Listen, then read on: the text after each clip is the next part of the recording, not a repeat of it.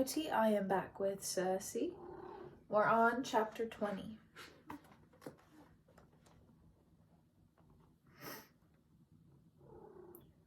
I found him in the olive grove. The blankets were tangled around him as if he had fought on against me in his dreams. "My son," I said. The words were loud in the still air. It was not dawn yet, but I felt it coming, the great rolling wheels of my father's chariot. "Telegonus." His eyes opened and his hands flew up toward me off. Seeing it was a pain like a dagger's point. "I come to you to say that you may go, and I will help you, but there must be conditions." Did he know how much those words cost me? I do not think he could. It is the youth's gift not to feel its debts. The joy was already washing over him. He threw himself upon me, pressed his face to my neck. I closed my eyes. He smelled like green leaves and running sap. We had breathed only each other for 16 years. 2 days' delay, I said, and 3 things within them. He nodded eagerly. Anything! Now that I had lost, he was pliant. At least he was gracious in victory. I led him to the house and filled his arms with herbs and bottles. Together we carried them clinking down to his ship. There upon his deck I began chopping, grinding, mixing my pastes. He surprised me by watching. Usually he drifted away when I did spells. "What will it do?" "It is a protection." "Against what?" "Whatever I can think of. Whatever Athena can summon, storms, leviathans, a split hull." "Leviathans?" I was glad to see him pale a little. "This will keep them at bay. If Athena wants to strike at you by sea, she will have to do it herself, directly, and I think she cannot, for she is bound by the fates.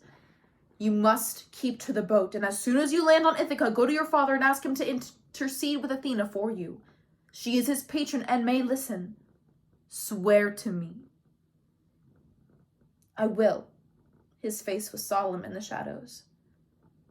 I poured those draughts over each rough board, every inch of sail speaking my charms. "May I try?" he said. I gave him what was left of the draught. He drenched a bit of the deck, spoke the words he had heard me say. He poked at the wood. "Did it work?" "No," I said. "How do you know what words to use?" "I speak what has meaning for me." His face worked with effort as if he pushed a boulder up a hill. He stared at the boards and spoke different words, then different words still. The deck was unchanged. He looked at me accusing. "It is hard." In spite of everything, I laughed. "Did you not think it was? Listen. When you set out to build this ship, you didn't lift an axe once and expect it to be finished. It was work, day after day of it. Witchcraft is the same. I have labored for centuries, and still I have not mastered it." "But it is more than that," he said. "It is also that I am not a witch like you." It was my father I thought of. All those years ago when he had turned the log in our hearth to ash and said, "And that is the least of my powers." "It is likely you are not a witch," I said, "but you are something else, something you have not found yet. And that is why you go." His smile reminded me of Ariadne's, warm as summer grass. "Yes," he said. I led him to a shaded part of the beach. While he ate the last of the pears, I marked out his route with stones, tracing the stops and dangers. He would not go past Scylla. There were other ways to Ithaca. That Odysseus had not been able to take them had been a piece of Poseidon's vengeance. "If Hermes helps you, that is well, but you must never depend on him. Anything he says is written on the wind, and always you must be careful of Athena. She may come to you in other forms, a beautiful maiden, perhaps. You must not be taken in, not by any temptations she would offer. Mother, his face was red, I'm looking for my father. That's all I think of. I said no more. We were gentler with each other in those days than we had been, even before our fight. In the evenings, we sat together at the hearth. He had a foot stuck under one of the lions. It was only autumn, but the nights were cool already. I served his favorite meal, fish stuffed with roasted herbs and cheese. He ate and let me lecture him. Penelope, I said, show her every honor, kneel before her, offer praises and gifts. I will give you suitable ones. She is reasonable, but no woman is happy with her husband's bye-blow at her feet. And Telemachus, be wary of him above all. He is the one with the most to lose from you. Many bastards have become kings in their day, and he will know it. Do not trust him. Do not turn your back on him. He will be clever and quick, trained by your father himself. I am good with a bow. Against oak bowls and pheasants, you are not a warrior. He took a breath. Anyway, whatever he tries, your powers will guard me. I stared at him in horror. Do not be a fool. I have no powers that can serve you. Away from this place. To rely on that is death. He touched my arm. Mother, I only mean that he is immortal. I am half your blood and have the tricks that come with that. What tricks? I wanted to shake him. A little glamour, a way of charming mortals. His face, so full of its bold hopes, made me feel old.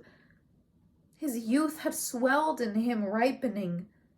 The dark curls hung into his eyes, and his voice had deepened. Girls and boys would sigh over him, but all I saw were the 1,000 soft places of his body where his life might be ended. The bareness of his neck looked obscene in the firelight. He leaned his head against mine. I will be fine. I promise you. You cannot make that promise, I wanted to shout. You know nothing. But whose fault was that? I had kept the face of the world veiled from him. I had painted his history in bright, bold colors, and he had fallen in love with my art, and now it was too late to go back and change it.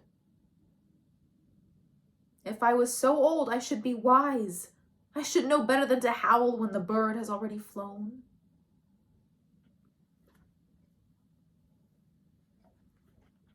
Three things I had told him we must do, but the last was for me alone. He did not question me about it. Some spell, he thought. Some herbs she wants to grub up. I waited until he went to bed, then I walked by starlight to the ocean's edge. The waves slid across my feet, twisted at the hem of my dress. I was near the cave where Telegonus's boat waited. In a few hours he would board it, heave up the square rock anchor, unfurl the sail with its ragged stitches. He was a sweet boy and would wave to me as long as he knew I could see. Then he would turn, straining his eyes for the small rocky island that lay at the end of his hopes.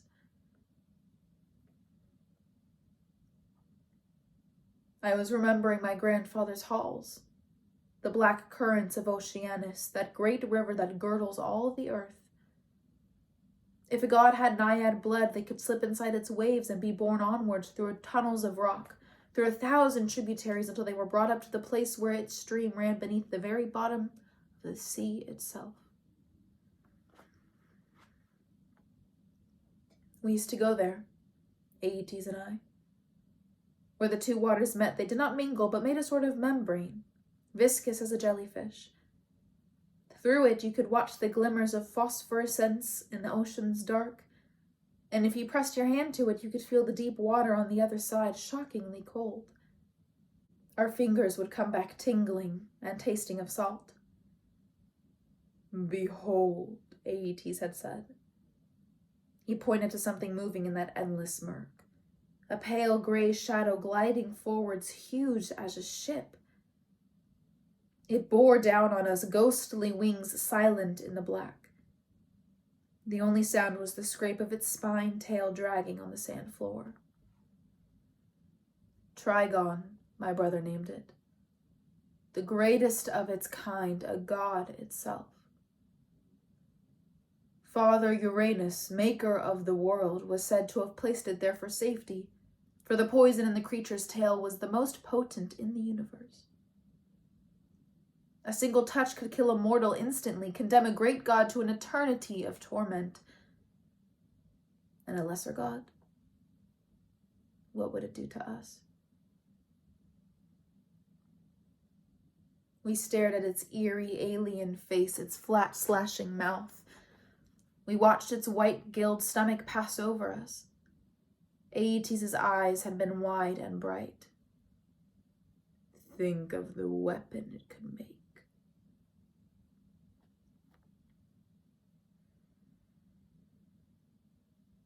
I was about to break my exile, I knew it. It was why I had waited for night and the drifting clouds across my aunt's eyes. If I succeeded, I would return by morning before my absence was noticed. And if I did not, well, I would likely be past punishments. I stepped into the waves. They rose over my legs, my belly, they rose over my face. I did not have to weigh myself with rocks as a mortal would have, fighting against my own buoyancy. I walked steadily down the ocean's shelves. Above me, the tides kept up their relentless motion, but I was too deep to feel them. My eyes lit the way. The sand stirred around me, and a flounder darted from my feet. No other creatures came near. They could smell my naiad blood, or perhaps the lingering poisons on my hands from so many years of witcheries. I wondered if I should have tried to speak to the sea nymphs, seek their aid. But I did not think they would like what I had come to do. Deeper I went, falling into the fathoms of blackness. That water was not my element, and it knew it. The chill dug at my bones, the salt scoured my face. The ocean's weight piled like mountains on my shoulders, but endurance had always been my virtue, and I kept on. In the distance, I glimpsed the floating hulks of whales and sharks and giant squids. I gripped my knife, its edge sharp as the bronze could hold, but they too stayed away. At last, I landed on the sea's lowest floor. The sand was so cold it burned my feet. All was silent there, the water utterly still. The only light came from drifting strands of luminescence. He was wise, this god, to make his visitors travel to such a hostile place where nothing lived but him. I cried out, "Great Lord of the deep, I am come from the world to challenge you." I heard no sound.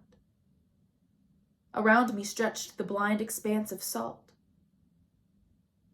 Then the darkness parted and he came. Huge he was, white and gray, burned onto the depths like an afterimage of the sun. His silent wings rippled, rills of current flowing off their tips. His eyes were thin and slitted like a cat's, his mouth a bloodless slash. I stared. When I had stepped into the water, I had told myself that this would only be another minotaur to wrestle, another Olympian to outwit, but now, with his ghastly immensity before me, I quailed. This creature was older than all the lands of the world, old as the first drop of salt. Even my father would be like a child before him. You could no more stand against such a thing than stem the sea. Cold terror sluiced through me. My whole life I had feared a great horror was coming for me. I did not have to wait anymore. It was here.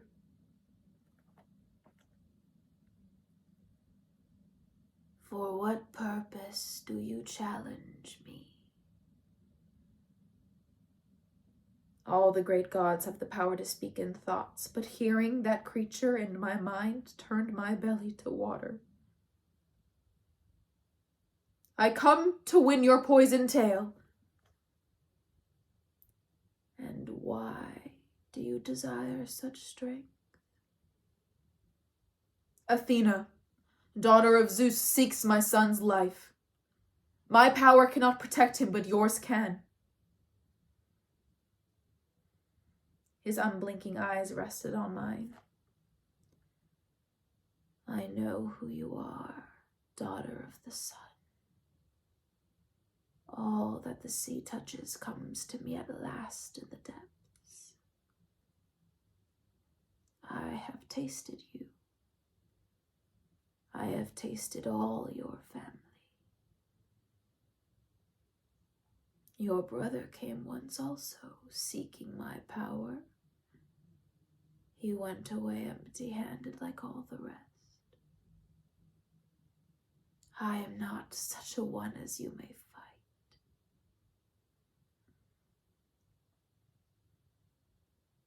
The despair rolled through me, for I knew he spoke the truth. All the monsters of the depths were covered in scars from battles with their brother Leviathans, not him.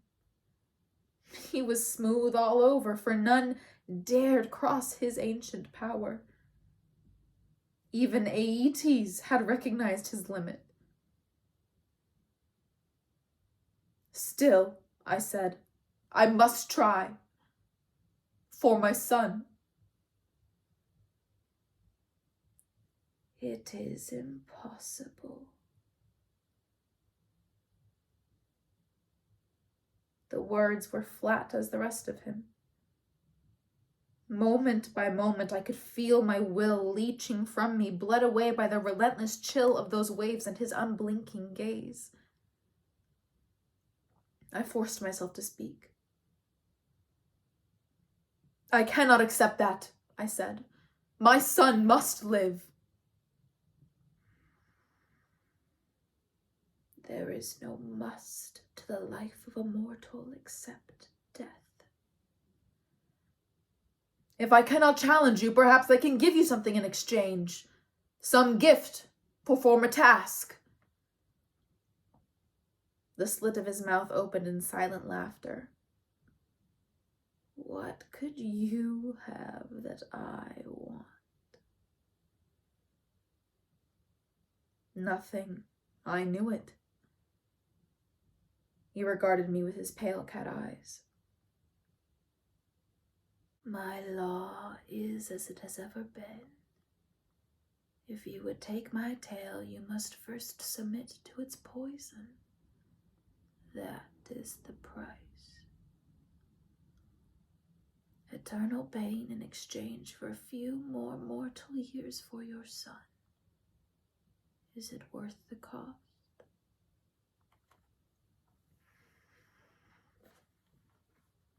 I thought of childbirth, which had nearly ended me. I thought of it going on and on, with no cure, no salve, no relief. You offered the same to my brother. The offer stands for all. He refused. They always do. It gave me a sort of strength to know it. What other conditions? When you have no more need of its power, cast it into the waves so it may return to me. That is all. You swear it. You would seek to bind me, child. I would know you will honor your bargain. I will honor it. The currents moved around us. If I did this thing, Telegonus would live. That was all that mattered. I am ready, I said. Strike. No. You must put your hand to the venom yourself. The water sucked at me. The darkness shriveled my courage. The sand was not smooth, but jumbled with pieces of bone. All that died in the sea came to rest there at last. My skin rose, prickling and prickling as if it would tear away and leave me. There was no mercy among the gods. I had known it all my life. I made myself walk forward. Something caught at my foot, a rib cage. I pulled free. If I stopped, I would never move again. I came to the seam where his tail joined gray skin.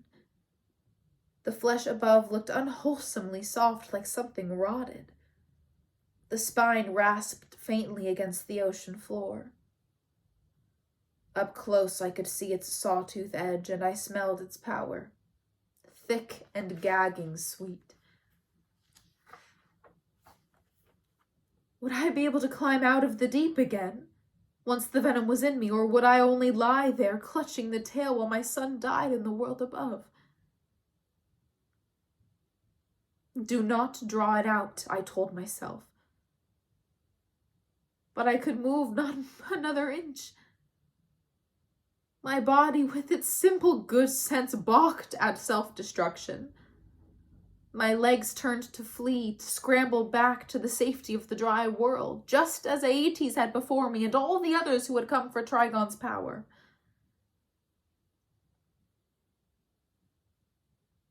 Around me was murk and dark currents.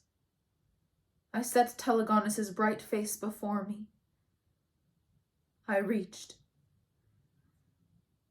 My hand passed through empty water, touching nothing. The creature was floating in front of me again, its flat gaze on mine. It is finished. My mind was black as that water. It was as if time had skipped. I do not understand. You would have touched the poison, that is enough. I felt as though I were mad. How can this be? I am old as the world, and make the conditions that please me. You are the first to meet them.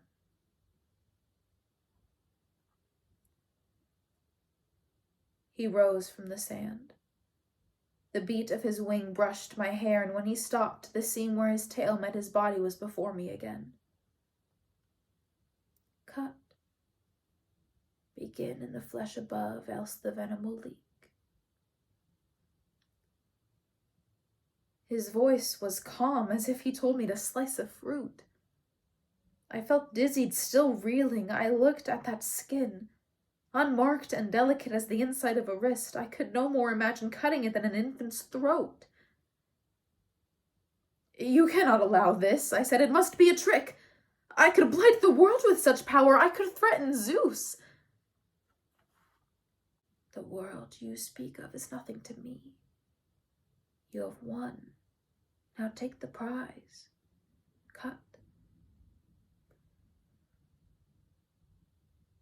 His voice was neither harsh nor gentle, yet I felt it like a lash. The water pressed upon me, vast depths stretching out into their endless night. His soft flesh waited before me, smooth and gray, and still I did not move. You were ready to fight me to have it. Not if I am willing. My stomach churned against itself. Please, do not make me do this. Make you? Child, you have come to me.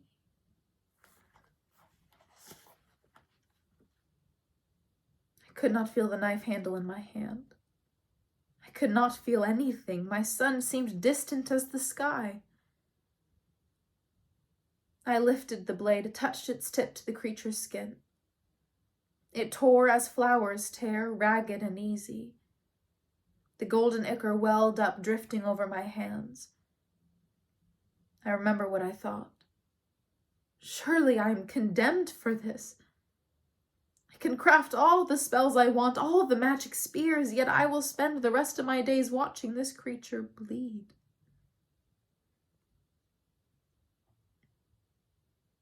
The last shred of skin parted. The tail came free in my hand. It was nearly weightless, and up close there was a quality to it almost like iridescence. It shone like a torch in the dark.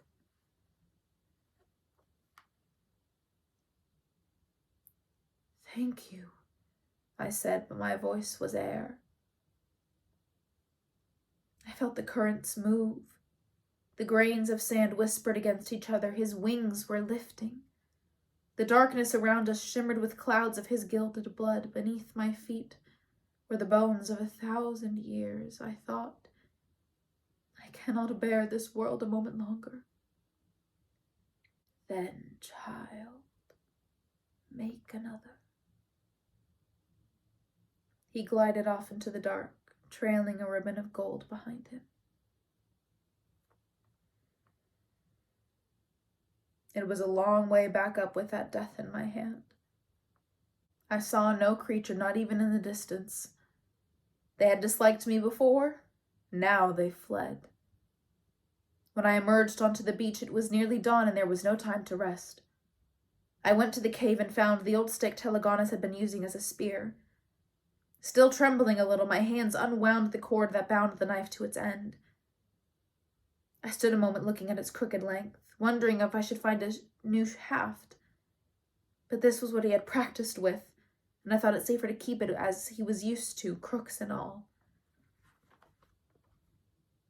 I held the spine gently by its base. It had filmed over with a clear fluid. I bound it to the stick's end with twine and magic, then fitted it over a sheath of leather and enchanted it with moly to keep the poison at bay. He was sleeping, his face smooth, his cheeks faintly flushed. I stood watching him until he woke. He started up, then squinted. "What is that?" "Protection. Do not touch anything but the shaft. A scratch is death to men and torment to gods. Always keep it sheathed. It is only for Athena or utmost danger. It must return to me after." He was fearless. He had always been. Without hesitation, he reached and took the haft against his palm. "This is lighter than bronze. What is it?" "The tale of Trigon." The stories of monsters had always been his favorite. He stared at me. "Trigon?" His voice was filled with wonder. "You took his tail from him?" "No," I said. "He gave it to me. For a price." I thought of that gold blood staining the ocean depths. "Carry it now and live." He knelt before me, his eyes on the ground. "Mother," he began. "Goddess." I put my fingers over his mouth. "No." I drew him up. He was as tall as I was.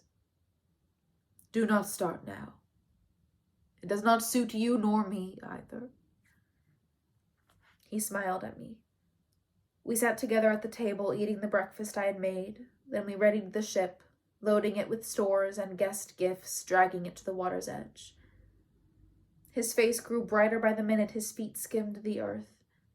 He let me embrace him a last time. "I will give Odysseus your greetings," he said. "I will bring you back so many stories. Mother, you will not believe them all. I will get you so many presents you will be able to see the deck." I nodded. I touched my fingers to his face and he sailed away, waving indeed, until he vanished from my sight. And that's the end of the chapter.